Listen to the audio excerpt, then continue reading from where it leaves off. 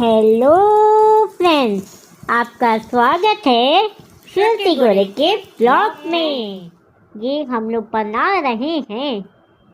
आज हम लोगों ने पहली बार कल मैंने एक नई रेसिपी देखी थी, तो आज मैं वही ट्राई करने जा रही हूँ आलू की।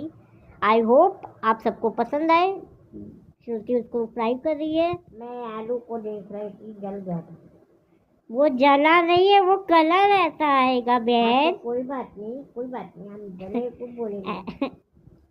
मतलब कलर अच्छा। कोई बात नहीं, तुम अपने बनाने पे फोकस करो।